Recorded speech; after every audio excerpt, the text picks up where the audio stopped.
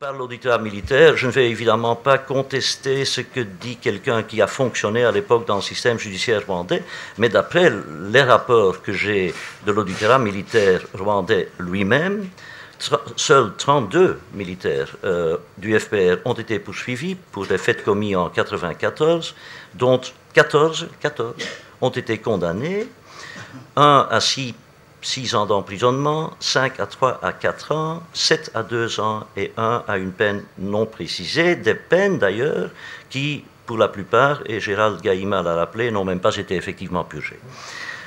Tous ces suspects du FPR poursuivis devant les juridictions militaires l'ont été pour meurtre, jamais aucun pour crime contre l'humanité ou crime de guerre.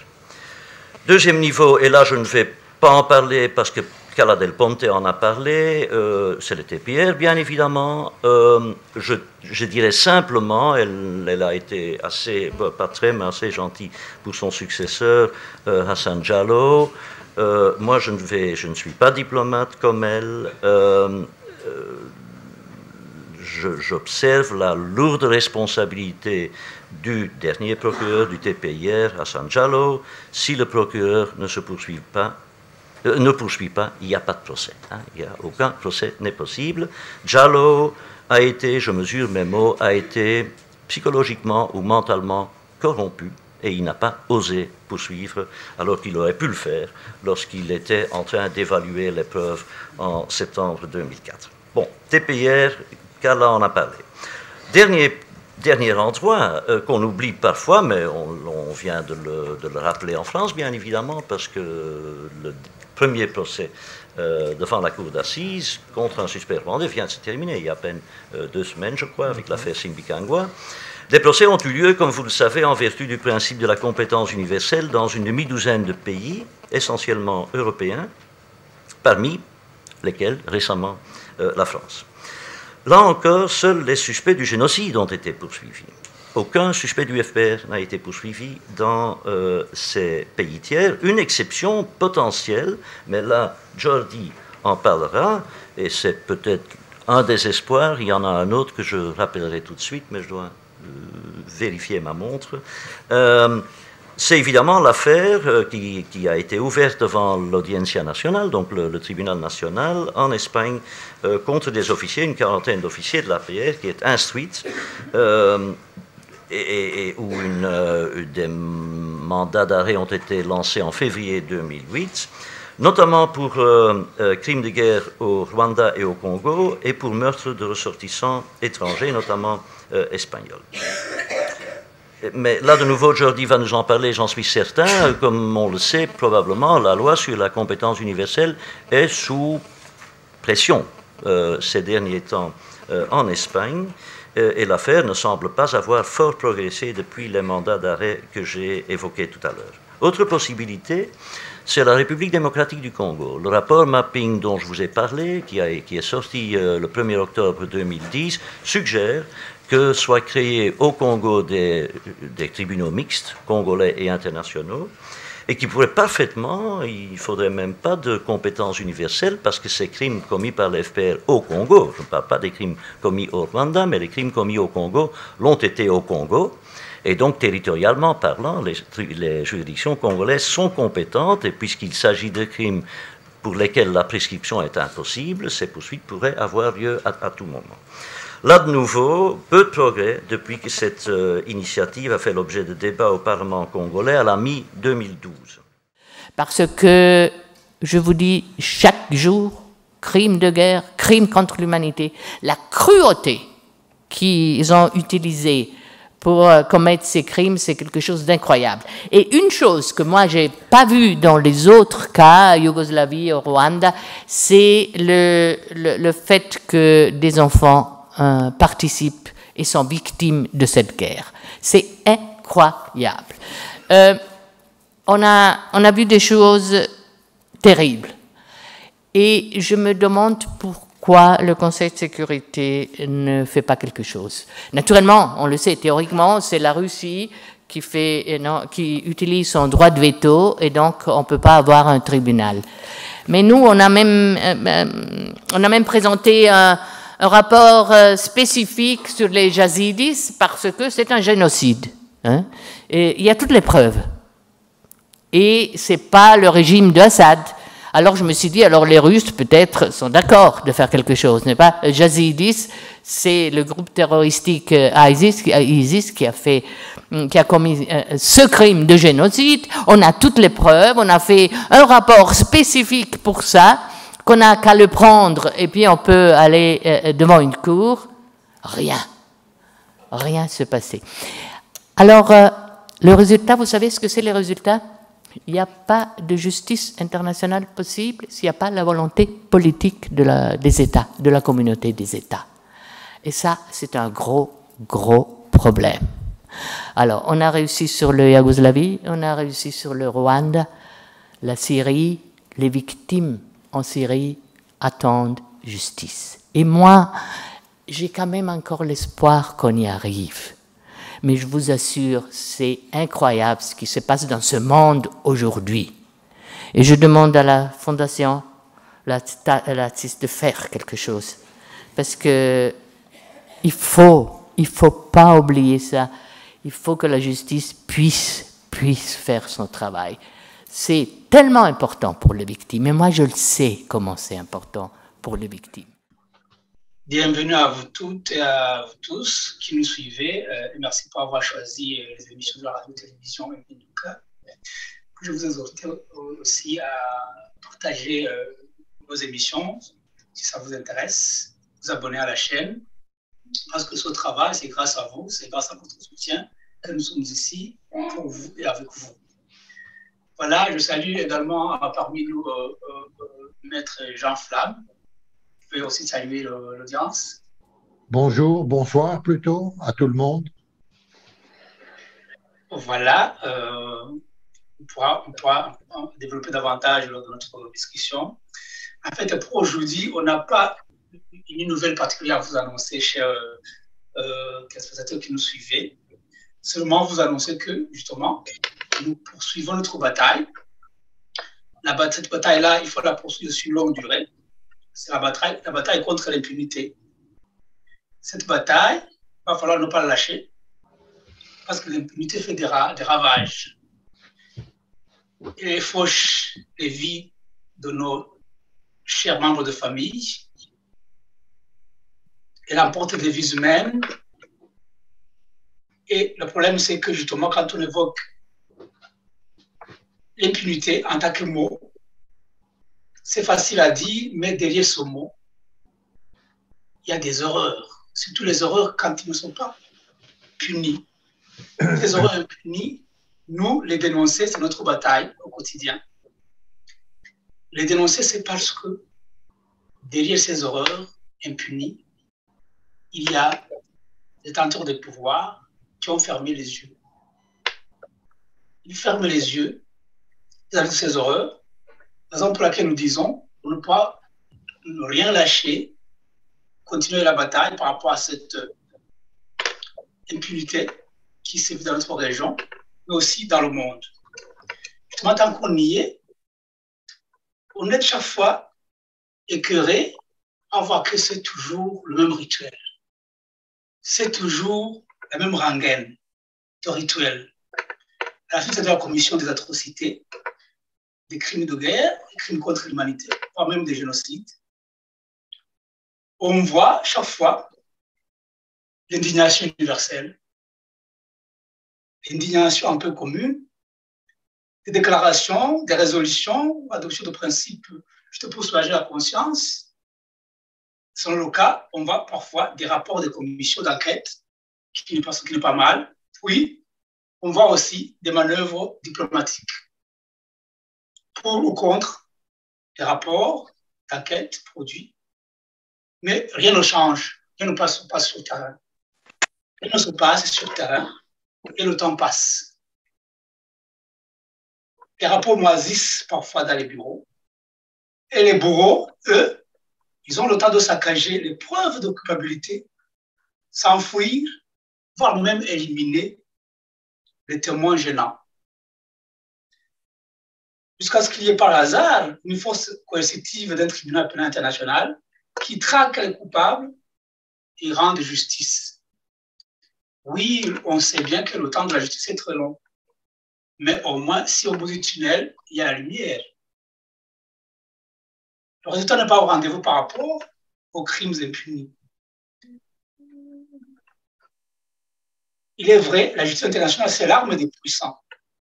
Heureusement aussi, il est le rempart des plus faibles. Cette justice internationale demeure l'instrument de régulation et de canalisation des violences internationales.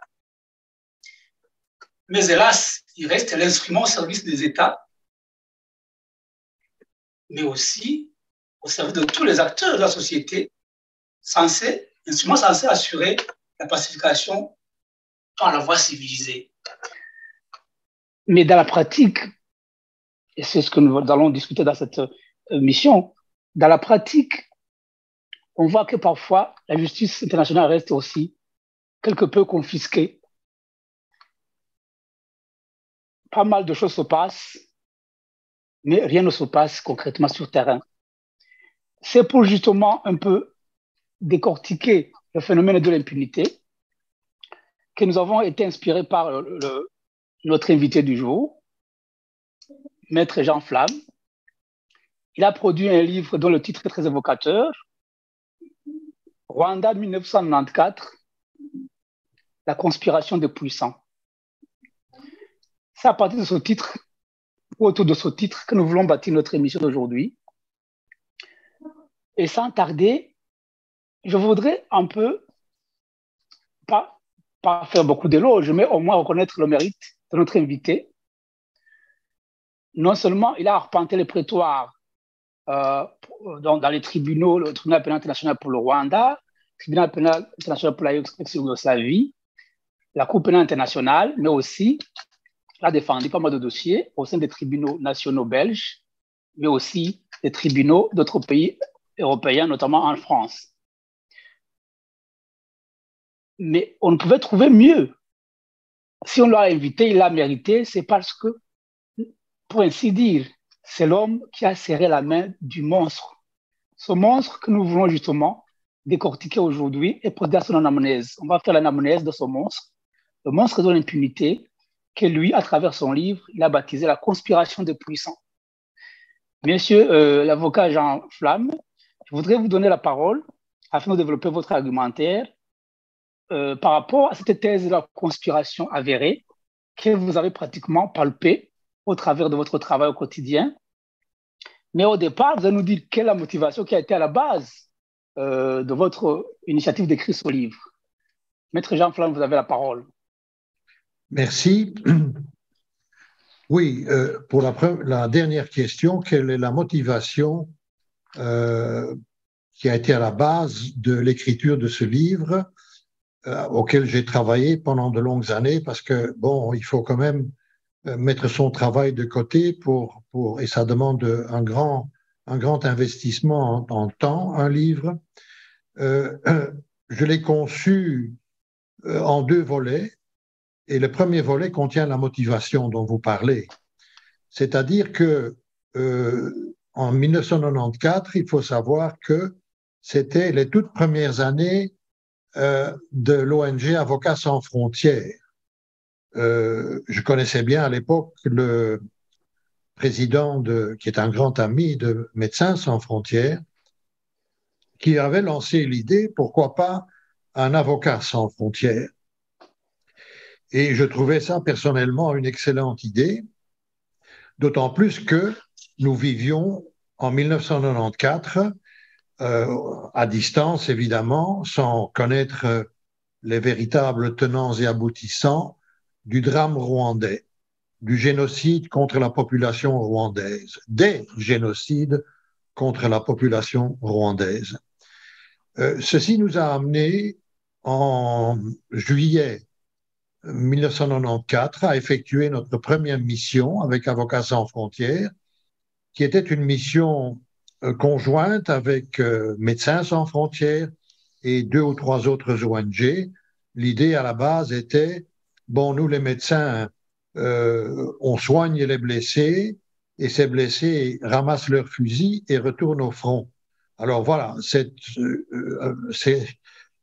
un cercle infernal.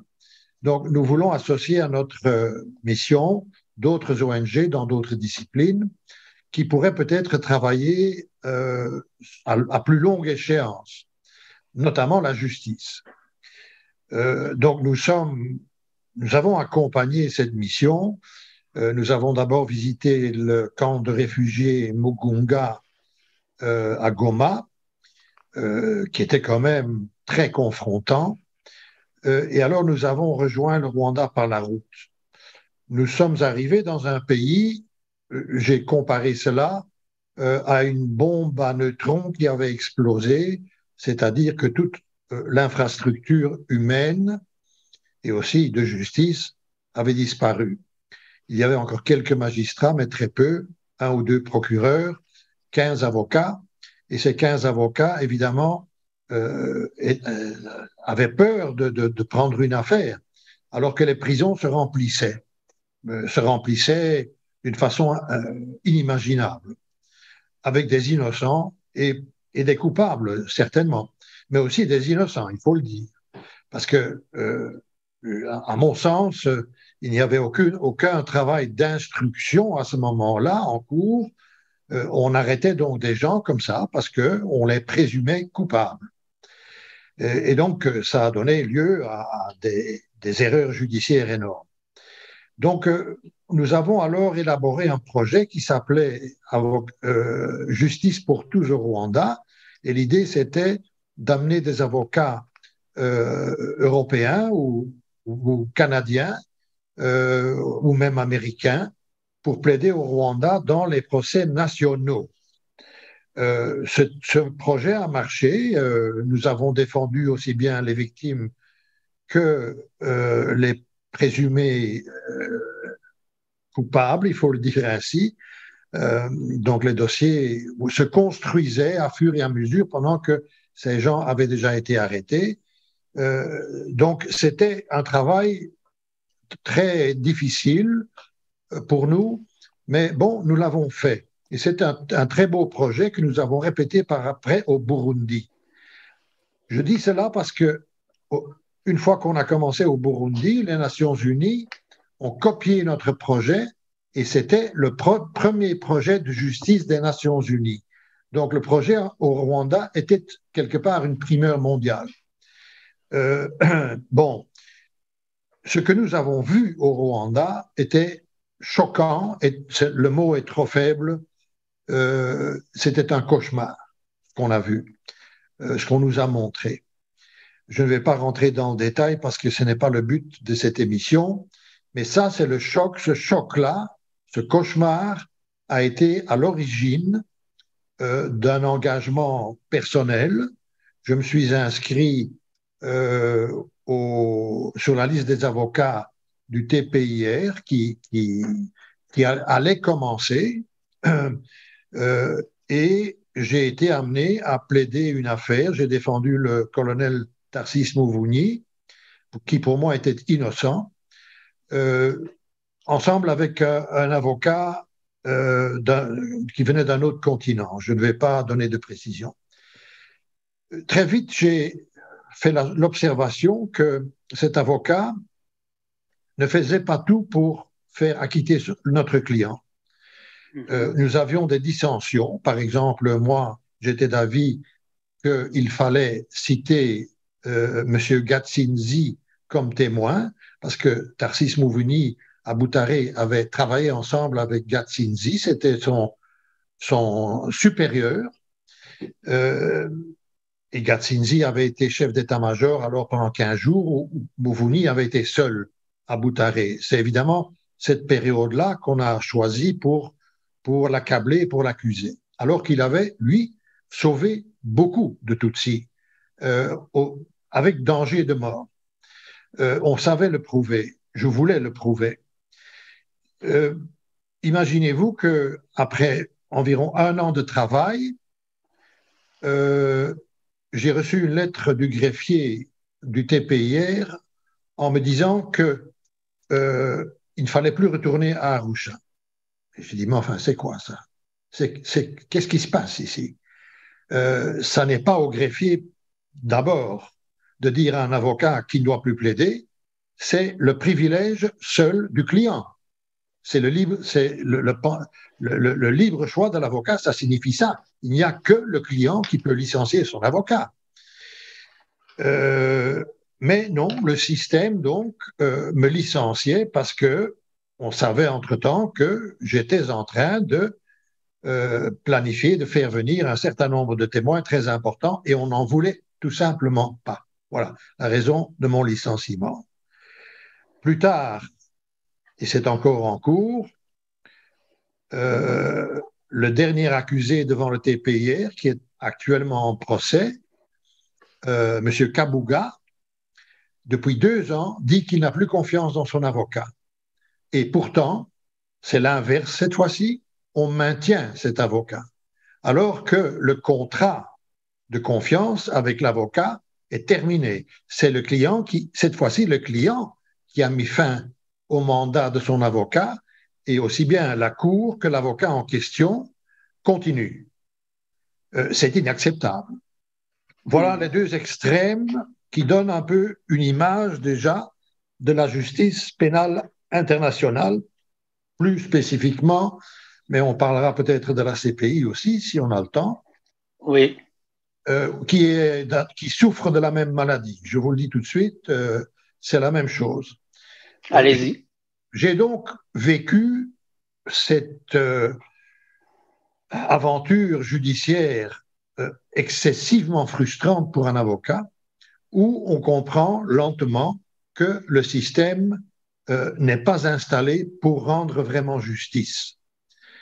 Et je m'explique, j'avais quand même remarqué et fait la remarque, tiens, il n'y a que, ici à Arusha, des gens que j'appellerais des Hutus, des gens de l'ancien régime, disons-le comme ça.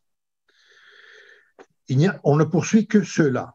Alors, qu'est-ce que c'est? Parce que le TPR a comme mission, entre autres, de poursuivre tous les coupables des exactions et des crimes contre l'humanité, crimes de guerre et crimes de génocide commis sur le sol rwandais pendant l'année 1994. Nous savons tous que le FPR a commencé la guerre en 1990 par une attaque, une guerre d'agression contre le Rwanda. Je dis guerre d'agression parce que il n'y avait aucun motif de guerre pour eux. Le Rwanda ne les avait pas attaqués, n'avait pas attaqué l'Ouganda, n'était pas menaçant pour l'Ouganda. Au contraire, à la fin du régime Habyarimana, on réfléchissait à la possibilité de faire retourner des gens qui avaient fui du temps de la révolution Hutu. On réfléchissait à ça. Donc, on ne peut pas dire que le régime Habyarimana bloquait tout. Non. Il y avait des pourparlers, il y avait les pourparlers de paix à Arusha, qui finalement sont arrivés à une conclusion, c'est-à-dire partage de pouvoir, intégration dans l'armée, intégration dans le gouvernement donc de transition mixte. Tout ça avait été convenu. Et on constate qu'en 1994, alors, après le coup d'envoi du génocide, non seulement contre les Tutsis, mais aussi contre beaucoup de Hutus, a été donné par l'assassinat des 2 présidents. C'est quand même quelque chose de c'est jamais vu dans l'histoire. Un avion qui transporte 2 présidents en fonction, 2 présidents Hutus, est descendu. Nous avons eu ces discussions au TPIR entre les avocats. Aussi longtemps qu'on ne solutionne pas cette question qui a descendu l'avion, on sera avec un trou béant parce qu'on ne saura pas qui a initié le génocide. Tout le monde savait que si on descendait cet avion, il y aurait les violences qui exploseraient bien tout de suite. Tout le monde le savait et ça s'est passé ainsi. Alors, il y avait non seulement le rapport Gersony, qui documentait les exactions du FPR systématiques au Rwanda en 1994, mais ce rapport Gersony a été enterré par les Nations Unies. Les journalistes qui connaissaient ce rapport en connaissaient le contenu. Quand ils demandaient une copie de ce rapport, les Nations Unies disaient qu'il n'existait pas. Donc, on a enterré ce rapport. Ça pose une première question. Quel a été le rôle des Nations Unies? C'est une question terrible, ça, évidemment. Il faut dire aussi que dans cette défense de Mouvouni, à fur et à mesure que je commençais à creuser, je venais à des conclusions. Mon sentiment que cet homme était innocent, après avoir longuement discuté avec lui, on s'attend à rencontrer un monstre, donc, hein, un génocidaire. Et je devais me rendre compte, à fur et à mesure que je discutais avec lui, qu'il n'en était rien, que c'était plutôt le contraire, puisqu'il avait, au péril de sa propre vie, sauvé des gens. Donc, alors, bon, je me posais la question, mais qu'est-ce qui se passe ici? Dans quel jeu est-ce que je joue? Il n'y a pas aucun membre du FPR qui n'est poursuivi pour les crimes commis par la FPR en 1994, bien documentés. Qu'est-ce qui se passe? Donc, je posais trop de questions parce que je discutais avec certains avocats sur place. Il faut bien savoir qu'il y avait des avocats qui étaient complices avec le système aussi, hein. Par exemple, quand un homme était arrêté ou une femme, on l'isolait, ce qui déjà est une enfreinte à la justice. On ne peut isoler un détenu que dans des circonstances exceptionnelles. On les isolait et on leur présentait un short list d'avocats, 3 ou 4 avocats, alors que la liste des avocats comptait au moins 100 ou 150 avocats. Là aussi, qu'est-ce qui se passe? On l'isole, on le fait choisir un avocat fidèle à la cour. C'est ce qui arrivait, c'est ce qui est arrivé. On a même remplacé des avocats qui faisaient trop bien leur boulot en les accusant de malversation financière et en nommant alors un avocat ami du système comme successeur. Donc, c'était une ambiance toxique qu'on ne peut pas décrire pour un avocat. C'est vraiment, il atterrit sur une autre planète. Et cette planète n'est pas la planète de la justice. Donc, après 1 an, on me licencie. Bon, j'ai écrit une lettre au président pour contester ça. Je n'ai jamais eu de réponse à cette lettre, ce qui était quand même aussi assez incroyable. Mais entre-temps, j'avais été contacté par la CPI qui commençait, qui avait arrêté le premier inculpé, et on m'a demandé de défendre Thomas Lubanga, qui était le premier inculpé à la CPI. J'ai fait ça pendant 1 an et demi. En faisant ce dossier-là, je suis arrivé à... Parce que la responsabilité dans le cadre du génocide contre la population rwandaise est un puzzle dont on ne voyait que certaines pièces au début. Non seulement les journalistes, mais aussi les avocats et des tas de gens, des politiciens, ne voyaient pas la constitution de ce puzzle. On ne voyait que certaines pièces. Et bon, disons, l'opinion commune qui était fabriquée par le FPR, très habilement, a été suivie certainement par l'Ouest. Et c'est encore toujours en partie le cas aujourd'hui. Là, je mets déjà une première pièce de responsabilité de la communauté internationale, c'est d'avoir, soi-disant naïvement, mais je ne crois pas à la naïveté, parce que tous ces pays comme les États-Unis, la Belgique, le Royaume-Uni, l'Israël, etc., ont des services secrets très bien équipés. Donc, il est certain qu'ils connaissaient la vérité. Et quelle est cette vérité que j'ai découvert à fur et à mesure que j'ai plaidé aussi pour Lubanga, où l'influence du Rwanda, c'était, je crois, la première guerre du Congo, était évidente. Alors je me suis posé encore une fois de plus la question, mais qu'est-ce qui se passe? Et donc, lentement, j'ai pu reconstituer en grande partie le puzzle que je ne pouvais pas constituer au début. Et ce puzzle, dans le fond, pour moi, est très simple.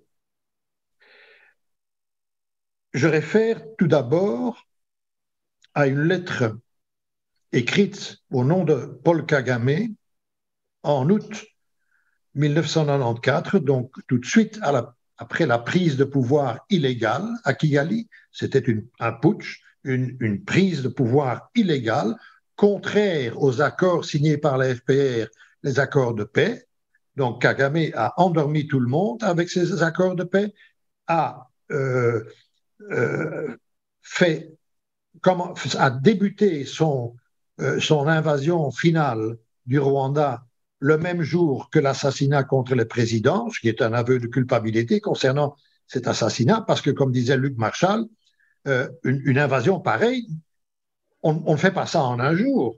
Ça demande plusieurs mois pour le préparer. Donc, l'invasion, comme débuté le 7 avril 1994, était préparée depuis longtemps, contrairement aux signatures des accords de paix d'Arusha.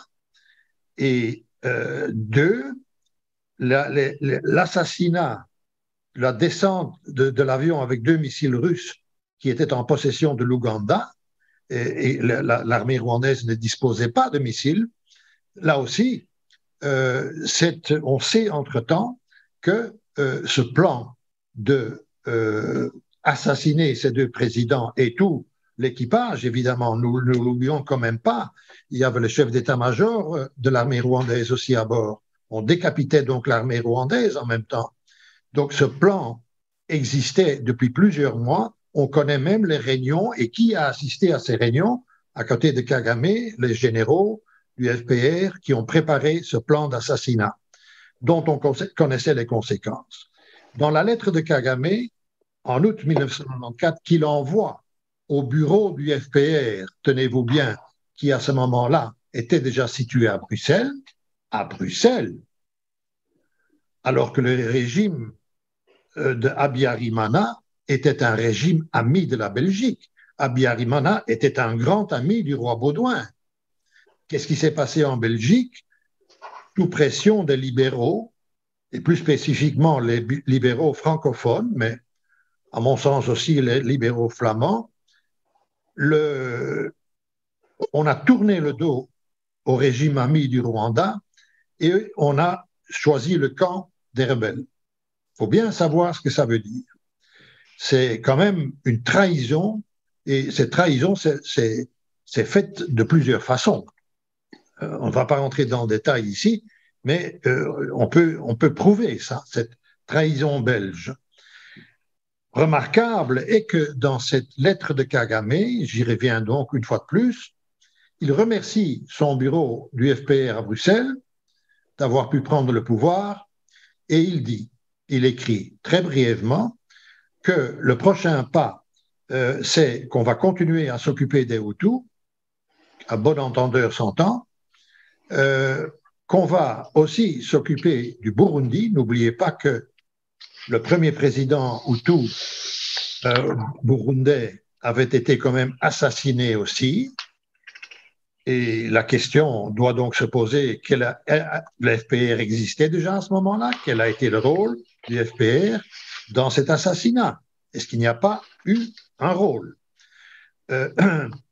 Donc on va s'occuper du Burundi et puis on va se tourner vers le Congo. Il y a des agents, dont des agents belges, qui sont déjà en train de prospecter pour nous où sont les richesses du Congo. Voilà, en bref, cette lettre. Cette lettre, à mon avis, qui est authentique, parce qu'elle faisait partie du dossier du procureur Prel-TPR. Sur la lettre, je l'ai chez moi, il y a un numéro de dossier du procureur de TPR. Cette lettre a été lue à une audience dans une des affaires de TPR et le procureur n'en a jamais contesté l'authenticité. Donc ça, quand même, c'est quelque chose. Pourquoi est-ce que cette lettre est importante? Parce que cette lettre, pour moi, prouve que Kagame était le planificateur de tout. le fameux plan préexistant de l'extermination, on a dit des Tutsis, n'a jamais existé.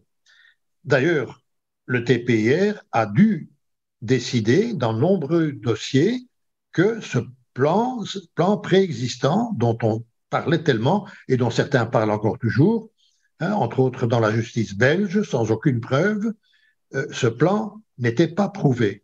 On a quand même condamné pour génocide, ce qui, à mon avis, n'était plus possible vu le statut de Rome. Le statut de Rome demande, comme élément constitutif du crime de génocide, un quatrième élément, contrairement au traité, et ce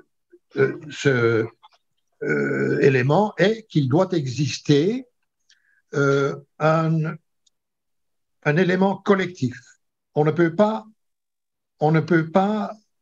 comme individu, préparer un génocide, ou bien il faut être seul, je veux dire, ou bien il faut être dérangé mentalement. Et alors il faut interner cette personne. Mais il faut un élément collectif, c'est-à-dire, dans l'affaire al-Bashir, la CPI a décidé qu'il devait s'agir soit d'un plan collectif ou d'une politique génocidaire, c'est-à-dire un État qui décide de détruire une partie de la population, ou un groupe de rebelles, par exemple. Donc cet élément a manqué, mais le TPR a quand même condamné pour génocide. Bon, on peut critiquer ça, on doit critiquer ça, mais l'important est de savoir que le TPR a décidé, non, monsieur le procureur, vous n'avez pas établi le prétendu plan préexistant, et le procureur, ça a été confirmé en degré d'appel. Donc le procureur n'a pas vraiment fortement, il ne savait pas le contester, ces jugements-là. Voilà, donc c'est quand même très important à savoir. Alors s'il n'existait pas de plan préexistant du côté du régime Habyarimana, qui est à un juste titre criminalisé, pour moi, je ne dis pas que c'était un régime idéal. Ça, je ne le dis pas et je le dirai jamais. Mais quel est ce régime idéal? Est-ce qu'il existe vraiment, même dans les démocraties? Vous voyez ce qui se passe en Belgique, des parlementaires corrompus jusqu'à la moelle, qui se servent eux-mêmes de pensions supplémentaires. Et donc la corruption est partout dans le monde. C'est, à mon sens, un des plus grands dangers. Mais ici, on parle aussi, dans le régime FPR, de corruption, corruption d'agents de l'Ouest, corruption de politiciens, quel était le but final du plan de Kagame? Le but final, pour moi, c'était les richesses du Congo. Et en même temps, l'obsession de exterminer le plus possible les Hutus. Ça a été fait. Il y a eu des tas de massacres d'établis, Kibéo, au Congo. On a continué. Donc, il y a eu le speech aussi de Kabarebe, hein, le fossoyeur du Congo, il faut l'appeler, où il s'est adressé à toute la jeunesse Tutsi en criminalisant la jeunesse Hutu. C'est quand même la signature d'une intention génocidaire, non pas du côté Hutu, mais du côté Tutsi. Mais je n'aime pas employer ces mots parce que je n'aime pas faire cette différence soi-disant ethnique qui ne l'est pas. Pour moi, les Tutsis, c'est comme chez nous la noblesse. Ce sont les gens qui ont côtoyé les rois pendant des générations et des générations, qui ont eu une meilleure vie, meilleure éducation, etc. Je compare ça à notre noblesse. Ça aussi, c'est une fausse idée qui a été créée par les Belges, pour des raisons pécuniaires aussi, mercantiles. Les Belges ont causé énormément de dommages au Rwanda et au Burundi, et au Congo aussi, évidemment.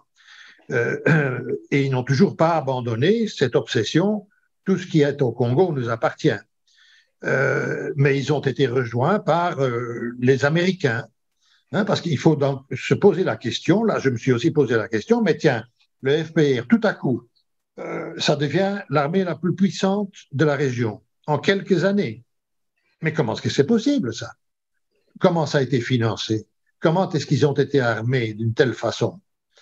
Bien sûr, parce que les Américains, peut-être probablement par le biais de l'Ouganda, hein, il ne faut pas oublier le rôle de l'Ouganda, qui est encore toujours là aussi, pour le Congo également. Il ne faut quand même pas oublier, parce que, bon, c'est une preuve aussi, cela, ce qu'on a continué au Congo envers les réfugiés Hutus, mais aussi en grande majorité envers la population congolaise qu'on a massacrée et qu'on continue à massacrer. Il ne faut pas oublier que déjà, le 19 décembre 2005, la Cour internationale de justice, la plus haute cour du monde, sur plainte du Congo contre l'Ouganda, quand même bizarre que le Congo ne porte pas plainte contre le Rwanda aussi, a décidé à l'unanimité de 16 juges spécialisés internationaux que le Rwanda et l'Ouganda étaient responsables des massacres et des pillages au Congo. C'est une décision de justice irrévocable. Aucun politicien à l'Ouest et même aucun procureur ne tient compte de cette décision. Il y a donc là une conspiration. J'explique maintenant le mot conspiration. Pourquoi conspiration des puissants? Eh bien, parce que les puissants, évidemment, ce n'est non seulement maintenant le FPR, mais c'est aussi l'Ouest, et surtout l'Ouest, qui a toléré, vous avez parlé d'impunité à très juste titre, cette impunité n'est pas accidentelle, évidemment, elle sert un but. Et là, il a été dit dans une autre émission à juste titre par un de mes confrères, la justice internationale pénale, surtout celle du TPIR, a été une couverture pour le régime Kagame pour le laisser faire ce qu'il a fait avec des pillages qui étaient profitables à énormément de gens. Si on savait tout le monde qui s'est graissé la patte sur le dos des Congolais, eh bien, il y aurait une très longue liste, je pense, de corruption, évidemment. Oui, C'était voilà. ça, le but final du FPR. Oui, oui, sans vous être trop, effectivement. Le rôle des Africains est là aussi. Je ne veux pas le mettre de côté, loin de là. Mais ces Africains qui ont commis tous ces crimes étaient aussi des agents de l'Ouest, qui servaient les intérêts de l'Ouest, qui n'ont jamais abandonné leur visée coloniale. C'est encore toujours une colonisation, mais par des tas d'autres moyens. C'est beaucoup plus subtil, enfin, c'est pas subtil, hein, quand on voit 10 millions de morts. C'est un peu la conclusion, peut-être, de ma carrière, tristement, quand il s'agit de milliards de dollars, des millions de vies humaines africaines n'ont aucune valeur. Et là, on parle de l'impunité. Et ça, c'est révoltant, évidemment. Non seulement pour les massacres au Rwanda, là, la Cour pénale internationale, évidemment, n'est pas compétente, mais comme je dis et je le répète, le TPIR est compétent. Et le TPIR n'a donc pas rempli sa mission. C'est même un déni de justice envers toute la population Hutu. En Belgique, un déni de justice perpétré par un magistrat est un crime. C'est criminel. Oui, c'est criminel, vous avez raison, effectivement. En fait, on comprend, dans ce contexte-là de manipulation des faits, de la vérité, on comprend pourquoi, justement, l'autre partie au conflit n'a pas été jugé. Donc, voilà, vous avez bien démontré comment, effectivement, grâce à cette conspiration... Et c'est la même chose pour la justice nationale. La Belgique n'a jamais je l'ai plaidé, mais on ne voit que des gens de l'ancien régime ici, des Hutus. Où sont les gens du FPR? Pourquoi vous, monsieur le procureur, vous ne les poursuivez pas? Donnez-moi des noms. Il m'a répondu. Eh bien, j'ai dit, monsieur le procureur, je vais vous en donner quelques-uns. Je lui ai donné des noms, des gens qui résident en Belgique, après avoir massacré des centaines de personnes. On ne les poursuit pas. Pourquoi? Poser la Oui. question, c'est donner la réponse. Oui, oui. Donc, l'autre partie au conflit n'a pas été jugée. Non? Comme si au Rwanda, il n'y a pas eu de crimes de guerre ou de crimes contre l'humanité, parce qu'on a jugé seulement le crime de génocide au TPIR. Alors, jusqu'aujourd'hui, effectivement, se demander peut-être qu'il y aura un effort de compensation au travers notamment l'inventaire des crimes commis en RDC, à l'est de la RDC. On pensait effectivement qu'il y a une documentation suffisante. Donc, il y a pas mal de rapports, notamment le rapport Mapping, il y a les rapports des ONG, Ça, le rapport de la Commission des droits de l'homme. On pensait qu'au moins, si je parle notamment des réfugiés rwandais massacrés à l'est de la RDC à partir de la guerre d'invasion du Congo depuis 1996, on espérait que peut-être là, on pouvait aussi faire ce qu'on n'a pas pu faire à travers la TPI. Est-ce que la CPI est compétente. La CPI ne peut pas faire quelque chose, voilà. Même s'il y a des crimes qui sont déroulés avant l'entrée en vigueur du statut de la CPI, c'est-à-dire le 1er juillet, même s'il y a des crimes qui ont été commis avant le 1er juillet 2002, c'est-à-dire avant l'entrée en vigueur du statut de la TPI, est-ce que pour les crimes commis après l'entrée en vigueur du statut de Rome, est-ce que la CPI ne peut pas faire beaucoup mieux? Parce que jusqu'aujourd'hui, vous avez seulement 4 mandats d'arrêt, 4 jugements, et donc sans parler de l'acquittement de Bemba.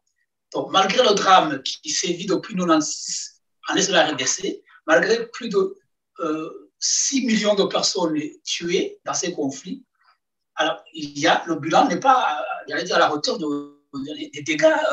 Le bilan de la justice n'est pas à la hauteur des dégâts. Oui, c'est une échelle de guerre mondiale, ça, hein? On parle même de 10 millions de victimes. Hein? Bon, on ne saura jamais le nombre exact, évidemment. Mais ce sont des nombres énormes. Énormes. Oui, donc pourquoi la CPI ne peut pas faire beaucoup plus d'autosaisine par rapport aux investigations? Et alors? Pourquoi la CPI, la Cour pénale internationale, pourquoi elle ne fait pas beaucoup d'enquêtes sur d'autres responsables? En plus, il y a le cas, effectivement, Jean-Pierre Bemba. Il y a le cas, l'autre monsieur aussi, j'oublie le nom. Katanga. Monsieur Katanga. Katanga et le Conga, l'autre Conga. Il y a un quatrième, je pense, qui est en fait c'est Ntaganda. Oui. Donc, Bosco Ntaganda. Ça fait seulement 4. Il faut dire que Bemba, ça ne concernait pas le Congo. Hein. Bemba, ça concernait la République centrafricaine. Hein. Les crimes commis par ces... j'ai indirectement défendu Bemba aussi, dans la mesure où j'ai défendu un de ses avocats, qui était accusé de soudoyer des témoins, ce qui n'était pas exact. C'était le procureur. Voilà. Donc, 3 inculpés seulement. Oui, 3 inculpés. C'est trop peu par rapport. C'est trop. Donc, voilà, malgré.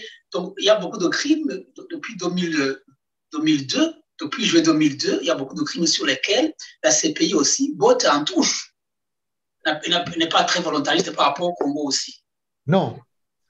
Surtout que c'est un génocide en cours, encore toujours. Ça se poursuit, voilà, même jusqu'aujourd'hui. Ça se poursuit à ce jour. Alors, donc, la conspiration est toujours à pied d'œuvre. À certains moments, j'ai écrit une lettre au procureur près de la CPI en disant, écoutez, il y a l'arrêt de la Cour internationale de justice que j'ai cité. C'est quand même quelque chose une donnée à laquelle personne ne peut échapper, responsabilité du Rwanda et de l'Ouganda, et où sont les poursuites. On peut arrêter ce génocide en lançant un certain nombre de mandats d'arrêt contre des gens très haut placés. Hein? Je ne vais pas nommer de nom. Mais c'est d'ailleurs dans le statut de Rome. Ça sert à ça aussi, afin d'arrêter les exactions et les violences. Lancer des mandats d'arrêt. J'ai écrit aux 2 procureurs, je n'ai jamais eu de réponse. Pourquoi? Vous avez raison, l'article 15 autorise l'autosaisie. Oui. Le dossier du Congo, c'est le premier dossier de la CPI. Et Lubanga, c'était le premier accusé. Donc, le dossier de la situation au Congo, le dossier général, donc, d'où on distille des poursuites individuelles, est toujours ouvert. Et il y a un génocide en cours. Enfin, C'est hallucinant. À Oui. quoi sert cette Cour pénale internationale? Oui. Voilà. Tant qu'on est sur le Congo, oui, tant qu'on est sur le Congo, justement, parce que vous-même dites que c'est 3 condamnations seulement. Si Jean-Pierre Bemba ne fait pas partie des présumés coupables par rapport notamment au territoire congolais, tant qu'on y est, dans tous les rapports sur le Congo, donc sur les crimes impunis sur le Congo, pourquoi dans tous les rapports, que ce soit les rapports mapping ou les rapports des experts des Nations Unies sur les crimes au Congo, sur les crimes économiques, sur les crimes contre l'humanité, sur les crimes de guerre, pourquoi on ne fait pas mention des acteurs économiques qui tirent profit de ces guerres de minerais, qui sont derrière en fait le financement des groupes rebelles? C'est comme s'il y a une main invisible. Ces groupes constituent des groupes, des acteurs invisibles, mais mine de rien, ce sont eux qui capotent le carburant à ces horreurs. Pourquoi on ne les mentionne pas dans les rapports? Il y a des entreprises, des multinationales notamment, on peut trouver des noms, mais on ne les mentionne pas dans les rapports. Est-ce que dans la compétence de la Cour internationale de la CPI, ils ne sont pas aussi autorisés à traquer ces acteurs économiques? Oui, ça, vous touchez là les entreprises, les multinationales. Une matière très délicate. Le TPIR, dans la détermination de la compétence du TPIR, on a soigneusement évité la possibilité de poursuivre des acteurs non rwandais internationaux. Oui. Pour le TPIR, oui, je comprends. Oui, c'était pas possible donc. Oui, en ce qui concerne la CPI, on a soigneusement évité de retenir la responsabilité pénale des personnes morales. Ça veut dire société, etc. Ce qui ne veut pas dire qu'on ne sait pas poursuivre des responsables. Mais individuellement. Vous avez raison de dire, ce sont des forces invisibles. Moi, j'appelle ça des nébuleuses. Oui. Ce sont des groupes financiers internationaux avec des intérêts énormes, plus importants que ceux des États, et ce sont ces groupes internationaux qui gouvernent le monde. Les politiciens sont devenus des marionnettes. On leur dicte ce qu'ils doivent décider. Donc nos politiciens, par exemple en Belgique, n'ont plus grand-chose à dire. Hein. Au-dessus d'eux, il y a, pour commencer, l'Europe déjà, mais il y a des groupes financiers qui ont évidemment des lobbyman partout, et donc qui exercent du pouvoir par leur poids financier, en soudoyant, en corrompant, évidemment, n'ayons pas peur des mots, et donc ce sont ceux-là qui gouvernent le monde, et ce sont des nébuleuses, c'est les gens, c'est invisible, vous avez raison. Oui, Donc, de là à dire que la Cour pénale internationale oserait s'attaquer il n'ose même pas attaquer Poutine. Alors que ces crimes se commettent devant nos yeux. À la télévision, tous les jours, on voit ces crimes. Il aurait depuis longtemps dû décider d'un mandat d'arrêt contre lui, même si on ne peut pas l'arrêter en Russie, ça l'aurait empêché de voyager, par exemple, pour le moins. Rien du tout. Oui. Depuis un an. Voilà. Alors, maintenant, je voudrais faire la jonction avec l'appel de Mukwege par rapport justement à la lutte contre l'impunité au Congo. Oui. À votre avis, est-ce que la solution là qui a été retenue pour le génocide cambodgien, pour la mise en place d'un tribunal pénal hybride, est-ce que ce modèle peut être transposé aussi au Congo, donc un tribunal pénal avec des juges, des magistrats, en tout cas congolais et internationaux. Oui, je suis partisan de cette. Je suis partisan voilà, pour le Congo. Pour le Congo, basé en Afrique, voilà. Est-ce une bonne solution pour le Congo? Oui, mais à condition que ce tribunal ne soit pas situé au Congo. Oui, on connaît l'environnement, le contexte n'est pas assez, peut-être effectivement, favorable à l'indépendance de la justice. Par exemple, aussi à Arusha, hein, puisqu'il y a les infrastructures présentes là, et ça n'est pas tellement loin. Évidemment, pour la population congolaise, on ne pourrait pas juger tout le monde, évidemment, devant un tel tribunal international. Il resterait des procès nationaux, ça c'est certain. Oui. Mais à mon sens, et je l'ai dit au docteur Mukwege, je suis aussi dans son comité de soutien, j'ai pris la parole à un des webinaires en lui disant, écoutez, en effet, c'est à mon sens la seule solution possible. Le problème avec la CPI, c'est que le Conseil de sécurité a beaucoup trop de pouvoir à la CPI. Ils peuvent arrêter les poursuites chaque fois pendant une période d'1 an, mais ils peuvent le répéter. Donc, ils savent saboter des poursuites. Vous pensez bien que si on touche aux intérêts dits nationaux de certains États, comme les États-Unis, pour ne pas les nommer, et le Royaume-Uni, le Conseil de sécurité va dire non, pas question. Ça touche aux intérêts vitaux de certains de nos États. C'est ce que justement j'allais évoquer, effectivement, par rapport à ça, dans la procédure de mise en place de ce mécanisme de cours parrainé par les Nations Unies, il faut une résolution du Conseil de sécurité. Et je ne sais pas si, par rapport à cette proposition que vous faites, effectivement, le tribunal pénal hybride. C'est-à-dire. Est-ce que la géopolitique actuelle est favorable à ce que donc, les intérêts des uns des autres peuvent être aménagés pour autoriser une telle mise en place? Oui, mais là, vous parlez de compétences. Le TPIR et le TPY, Yougoslavie, ont en effet été constitués par une décision de Conseil de sécurité. Mais pour le tribunal pénal hybride que nous proposez. Certains avocats ont contesté cela en disant le Conseil de sécurité n'a pas la compétence ni le pouvoir de prendre ces décisions-là. Cela appartient à l'Assemblée générale.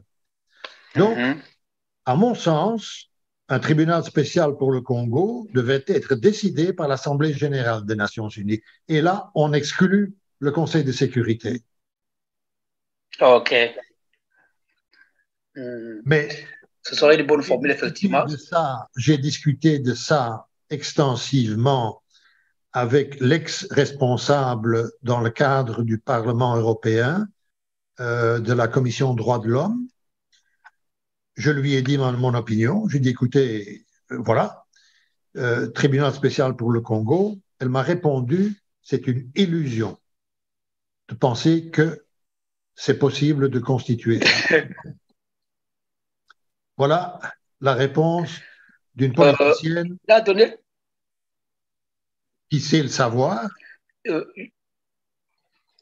Parce qu'il sait qu'il y aura des entraves à l'arrivée, parce qu'il sait qu'il y a le poids, j'allais dire, de cette conspiration, parce qu'il voit que les enjeux sont énormes. Voilà. La conspiration, donc, continue la route. Oui. C'est triste à dire, c'est terrible à dire, parce que c'est le déni de justice envers des millions et des millions de victimes. Hein, imaginez-vous, hein, ce serait peut-être, après tout ce qu'on a vécu, Nuremberg, Tokyo, le TPIR, le TPY, hein, donc le Cambodge, tout ça, finalement, il y a eu une certaine justice, et ici, au Congo, il n'en aurait aucune. Au Cambodge aussi, ça, oui, au Cambodge aussi, oui, allez-y. C'est un crime en Belgique, le déni de justice. Un magistrat qui refuse, ou un État qui refuse de rendre justice, c'est un crime. Oui. Alors, pour le cas du Soudan, on voudrait aussi qu'on évoque un peu. Il y a eu donc la guerre notamment du Darfour. Il y a eu plus de 300 000 morts. Oui. Et jusqu'à aujourd'hui, tout ce que la CPI a pu faire, c'est 3 mandats d'arrêt, un seul condamné. Oui. Voilà. C'est très peu, hein? C'est très peu. Il est vrai que l'ex-chef de l'État, Bachir, voilà, il est toujours en fuite, n'a pas été encore appréhendé, même si le pays n'est pas parti. Est-ce qu'il n'est pas en prison au Soudan maintenant? Voilà, donc il paraît que la juridiction nationale s'est prévalue, c'était prérogative de le maintenir en prison. Mais comme ils ne sont pas membres de la CPI, donc le Soudan n'est pas membre de la CPI, donc parti à la CPI. est-ce qu'il n'y a pas d'autre mécanisme, c'est-à-dire multiplier beaucoup d'arrestations, parce que 3, c'est trop peu. Parce que oui, la guerre de Darfour depuis 2003 jusqu'à 2005, plus de 300 000 morts. Pourquoi l'autosaisine qui est garantie donc dans le statut de la CPI, article 15, pourquoi l'autosaisine de la CPI n'est pas assez exploitée par rapport à des prises d'initiative parce que ces gens-là, ces criminels se promènent, on peut les appréhender à travers d'autres pays qui peuvent être enjoints à collaborer, à arrêter la question de mandat d'arrêt. La réponse est très simple, parce que le bureau du procureur est politisé. Voilà, oui. Oui, vous avez raison. Parce qu'on allait aussi évoquer partiellement… Par exemple, en Belgique et en France aussi, je pense, le ministre de la Justice a un droit d'injection positive. Ça veut dire qu'il peut demander à un procureur de poursuivre, mais il ne peut jamais demander à un procureur de ne pas poursuivre. Oui. Parce que ça serait trop important comme intrusion dans la justice. Oui. Peut-être qu'ils le font quand même. Vous avez raison. Alors, oui, ils le font. C'est comme ça que c'est dans la loi. Oui. Alors que le procureur, il va dire que ce n'est pas vrai, mais je sais que c'est vrai. Le procureur à la CPI doit rendre compte au Conseil de sécurité. Il y va tous les ans pour faire un rapport. Pourquoi? Ça veut dire que le Conseil de sécurité a une main dans tout ça. Hein? Oui. Et c'est même dans les textes. Ils peuvent arrêter, suspendre les poursuites. Oui. Justement, autre situation affligeante aussi, c'est par rapport à la Syrie. Oui. La Syrie, vous avez, selon l'Observatoire syrien des droits de l'homme, pendant ces 11 dernières années, vous avez 494 438 civils, majoritairement des civils, qui sont morts. Oui. Vous avez 0 enquête, 0 affaire, 0 arrestation, 0 jugement du côté de la CPI, de la Cour pénale internationale. Il est vrai, il paraît qu'il y a effectivement une opposition farouche de la Russie et de la Chine au sein du Conseil de sécurité pour pouvoir autoriser la mise en place d'une juridiction criminelle donc, ad hoc pour la Russie. Mais est-ce que la CPI ne peut pas lancer de façon unilatérale, par ses prérogatives dans l'article 15, rien que de façon symbolique, lancer les mandats d'arrêt à l'égard, parce que notamment l'ex-procureur du TPIR, Carla Del Ponte, elle a présidé aussi une commission d'enquête sur la Syrie. Oui. Et ils ont tout un tas de documentation, comme les rapports mapping du Congo. Donc, les données de base, même les ONG, les données de base sont là pour pouvoir, en tout cas, faire les instructions par le parquet, par le procureur de la CPI. Approfondir les données de base qui sont existantes par rapport à ces données, à ces rapports de la Commission sur les droits humains, sous les crimes plutôt, commission dirigée par Carla Del Ponte, les rapports des ONG sur le terrain, mais zéro mandat d'arrêt. Ça n'est pas tout à fait exact dans la mesure où l'Allemagne a poursuivi et condamné quelqu'un. Vous avez raison. C'est-à-dire donc les tribunaux nationaux qui ont la compétence universelle. Là, vous avez raison. Moi, je parlais de la CPI. Ils peuvent parfaitement le faire. Ils peuvent parfaitement le faire. Oui. La CPI, c'est quand même un peu plus difficile parce que si on n'est pas, si c'est un État qui n'est pas État membre, sauf si cet État commet des crimes ou des gens appartenant à cet État commettent des crimes sur le sol d'un État membre, là, c'est différent. Oui. Hein? Bien sûr, oui. Là, c'est différent. Sûr, oui. Donc, c'est quand même un peu difficile au point de vue compétence. Le Conseil de sécurité peut référer une situation d'un État non membre à la CPI. Ce Conseil de sécurité étant excessivement politisé, ça ne va pas se passer pour la Syrie. Il ne faut pas le faire. Puisqu'il y a la Russie a un veto. Oui. C'est bien qu'ils vont l'employer. Parce qu'ils pourraient être là-bas visés eux-mêmes, les Russes. Hein? Oui, ça, c'est intérêt visé. Donc, oui, c'est dommage que tant que, j'allais dire, les criminels seront protégés, les victimes ont encore du temps de patience et l'espoir de justice tout à fait s'éloigne à l'horizon. Tant que la Chine... Oui, mais il y a quand même des possibilités devant les justices nationales, par exemple. Moi, j'ai déjà dit depuis longtemps... À compétence universelle, oui. Pourquoi est-ce que certains Rwandais qui sont victimes, qui ont de la famille qui a été assassinée ou je ne sais pas, blessée, ils peuvent introduire, par exemple en Belgique, une plainte qui doit alors être déclarée recevable par le procureur d'abord, le procureur fédéral, avant qu'on puisse nommer un juge d'instruction. C'est évidemment un filtre qu'on a installé pour pouvoir arrêter quelque chose. Hein. Mais pourquoi est-ce qu'on n'essaye pas quand même un certain nombre de victimes qui résident en Belgique, hein, elles doivent résider en Belgique, et il y en a certainement qui portent plainte, et nommément hein, indiquer un responsable ou plusieurs responsables. Pourquoi pas? Pourquoi est-ce qu'on ne le fait pas? Oui, individuellement. Prendre soi-même en main. Oui. Évidemment, ces gens doivent être alors accompagnés hein, par une ONG ou je ne sais pas, certainement des avocats aussi. Un avocat. C'est assez complexe, c'est assez technique, mais c'est possible. Hein?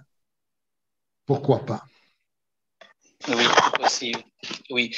Donc, ce serait le même cas pour les Congolais, pour les Rwandais, voilà, pour ces pays, le Soudan, pour ces pays où la justice est partielle, difficile à rendre, partiale, voilà, ou presque impossible.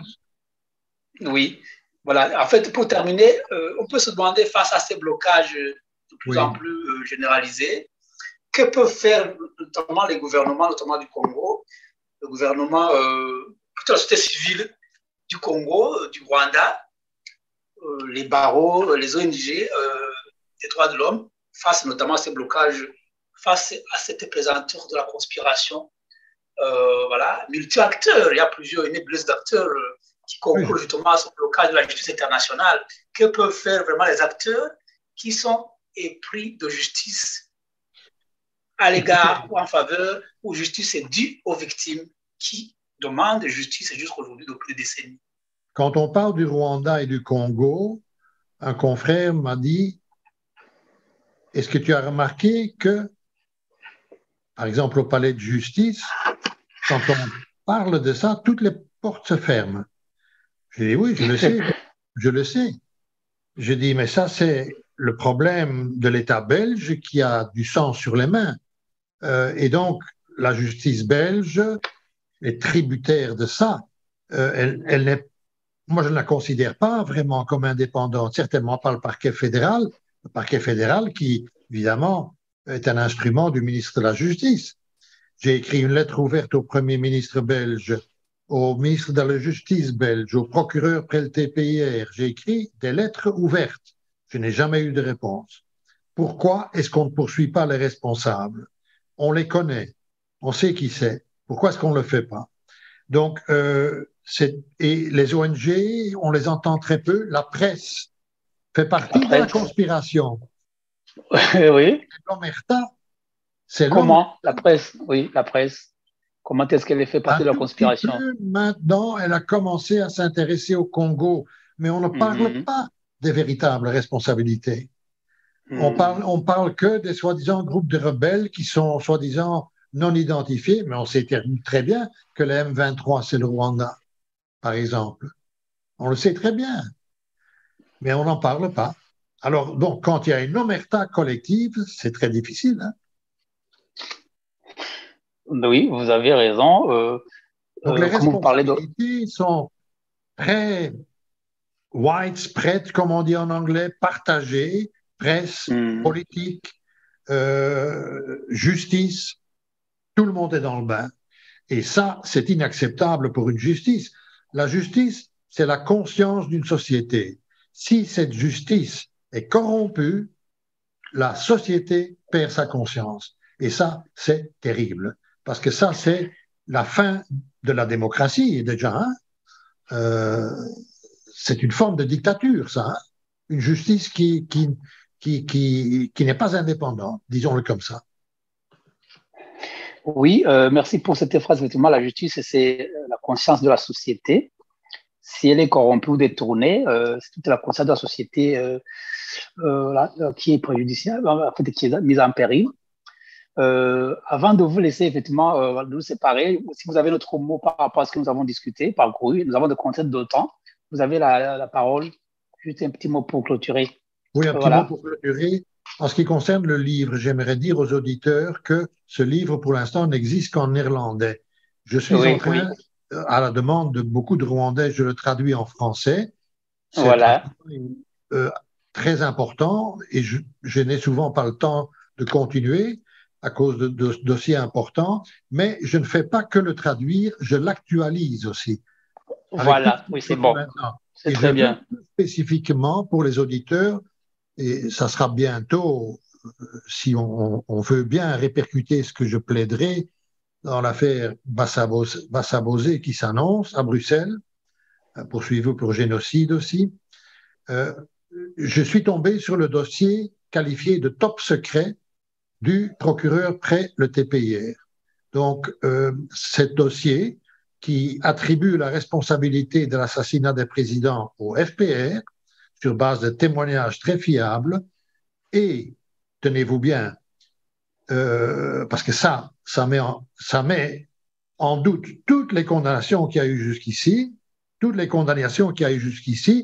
toujours c'était la même histoire du procureur ou des procureurs qui travaillaient ou elles travaillaient ensemble avec les interamoués. Eh bien, ces interamoués étant l'aile militaire de la jeunesse de partis politiques, surtout du MRND, hein, les interamoués, cette aile militaire a été constituée par la FPR.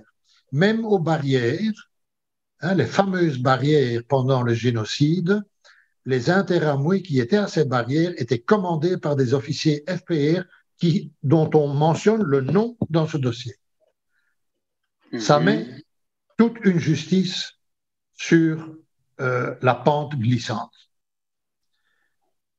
Et c'est hallucinant que Louise Arbour, qui était à ce moment procureur, ait pris la responsabilité non seulement de licencier monsieur le procureur australien qui avait mené cette cellule qui s'occupait des crimes du FPR.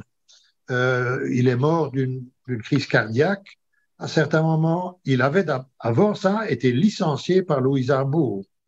Vos témoins ne sont pas crédibles. Enfin, il disait, madame, c'est moi qui les ai interrogés personnellement. Je peux vous assurer qu'ils sont crédibles. Ce sont, entre autres, des anciens membres du FPR qui ont parlé de ces réunions de préparation de l'assassinat des présidents, avec tous ceux qui étaient auprès, la date, l'endroit et tout. Est-ce qu'on peut être plus précis? Elle a refusé de poursuivre. Carla Del Ponte, elle, a voulu le faire. Mais on l'a licenciée aussi pour le Rwanda. Voilà. Oui, vous avez raison. Donc, votre livre, on l'attend en version française. Oui. Rwanda 1994. La conspiration des puissants, la première édition sortie en 2019. Oui. On attend la version française parce que la première version est en flamand. Voilà, dès qu'il sera sorti en version française, on pourra aussi l'indiquer à nos auditeurs. OK. C'est très aimable à vous. Oui. Et donc voilà. Je vous remercie de cette conversation très intéressante que nous avons eue. Et elle n'est pas terminée, hein, parce que. Vous avez raison, oui. La bataille n'est pas terminée. Nous devons poursuivre les hostilités pacifiques à l'encontre de l'impunité. Oui. Voilà, la justice est justement la conscience de la société, comme vous l'avez dit. Oui. Nous devons éviter à ce qu'elle soit détournée, cette justice-là, corrompue. Je termine en disant qu'effectivement, aux victimes, j'allais dire, de ces crimes impunis, on dit chaque fois que l'espoir fait vivre. Mais par le temps qui passe, effectivement, et c'est dommage, c'est regrettable que certains rescapés, leurs survivants parfois, ils n'ont qu'à transmettre à la postérité, c'est cynique, c'est dommage, transmettre à la postérité cet espoir. Parce qu'il y a ceux qui terminent leur vie sans avoir vu le visage, le vrai visage d'une vraie justice équitable. On nous dit effectivement que l'espoir aussi est le dernier à mourir. Absolument. C'est beau. Voilà, c'est beau comme expression. Je dois, comme le temps, voilà, nous avons des côtés de temps, nous devons remercier ceux qui nous ont suivis. Je voudrais encore mentionner un livre récent aussi. Oui, allez-y brièvement, allez-y brièvement. Un livre très poignant. Je le prends pour vous le montrer. Oui, vous pouvez nous le montrer sur l'écran avant de terminer notre émission. Ce livre s'appelle « Survivre par la parole ». Oui, je vois. C'est un recueil de témoignages. De témoignages. Il y en a beaucoup, hein. Il y en a en tout et pour tout, au-delà de 100 témoignages personnels de personnes victimes du génocide qui ont témoigné. Et c'est très poignant. C'est très poignant, effectivement. Oui, oui. Merci pour... C'est très concret. Oui. Donc, nous encourageons aussi nos auditeurs à pouvoir lire notamment ces livres pour notamment se mettre à la peau des personnes qui ont partagé leurs témoignages, notamment qui ont fait la traversée très douloureuse sur le chemin de l'exil, notamment au Congo et dans d'autres pays. C'est très poignant, effectivement. Merci, Maître Jean. Entre autres sur Amazon. Oui, effectivement. Donc, je dois remercier Maître Jean Fla parce que le temps nous presse. On se tiendra rendez-vous pour d'autres rendez-vous.